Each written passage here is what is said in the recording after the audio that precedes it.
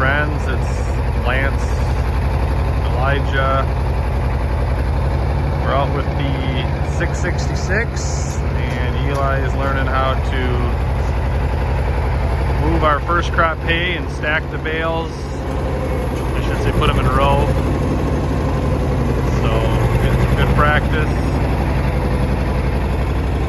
So yeah, we've been blessed with a good first crop, and yeah, went on shares with a neighbor who cuts it and bales it and rakes it. So just wanted to kind of invite you for a walk here tonight with us. So here you can see some of the bales. We're putting some of them on skids, and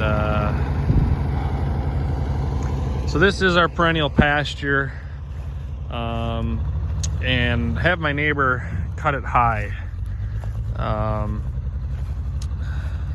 6 to, I guess, 8 inches is the target, but and why do we do that, right? Because we're interested in keeping the ground covered.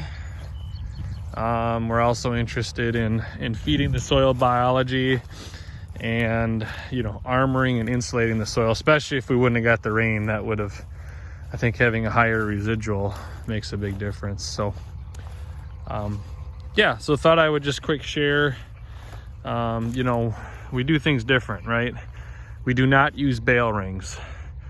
Bale placed, bale placed, bale placed, bale placed. You can see him. You can see him way out where he's at. And so we strategically outwinter by pre-placing some of these bales in fall, fencing them off, and then other ones we'll haul and put them about on 40-foot centers. And people say, why do you do that? Why do you waste hay? Well, not really waste, it's feeding the biology. And I don't want to spread fertilizer out here. Actually, I refuse to. Why not run it through the cow? And then, sure, this is full of what we call annual weeds. Lamb's quarters galore. This is actually from 2 winters ago, I believe. And so it takes a while. We lose some production, but again, our goal is to cover this farm in 6 years. And so with our small group of cows and horses, we can do it. And so we are adding lots of value to the soil, just multiple benefits. A lot of fuel savings, especially if we pre-place them. On the hills, we'll actually put them on top of the hill and roll them down the hill. That's where we get the best utilization. But something else that we do on our farm is we leave habitat for God's critters, and it all works together, right? So I'm going to show you a couple things here.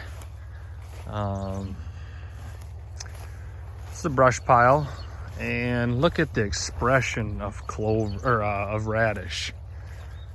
Amazing expression. And I was gonna burn this, and I thought, haven't got to it, but look what's going on here. Seed, just like seed in the latent seed bank. And so often we forget about the latent seed bank. And if we do our part in giving those little seeds a chance to flourish, they pop out of the ground. So over here, we've had bees here for 3 years.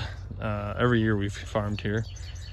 And this year working with a commercial bee grower, apiary, and so I think there's 22 hives. Anyway, I'm really excited about this. Part of what we talked about with Ted was leaving some of our pollinator strips, so it's probably hard to see, but over on the other side of the new greenhouse, we have a 20-foot wide swath for the pollinators.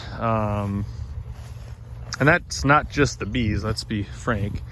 There's some swaths out there. There's 2 of them. Hard to see, they got a little narrow. It's a 20-foot away, what we call the pig pasture. And then there's my 4-acre experimental cover crop plot. We left it there too. So again, we're trying to think differently. trying to farm with a new perspective, right? And it's not all about control, it's about really being one with what he's given us. And so we're trying to emulate nature, look for, you know, diversity. Bird's foot trefoil, beautiful. Natural wormer. So anyway, just wanted to kind of give you guys all a quick rundown of our farm here in southeast Minnesota. Eli's love for tractors, that's very helpful. And he's learning how to not only work on machines but drive them. Next step is going to be a tractor safety course, if we can find one here locally. So that's the update from a beautiful, what is it, I think the 20th of June here. Boy, summer's flying by. So with that, we'll sign off from both Eli's Engines and 5 Kids Farm Life, but also the other channel, Lance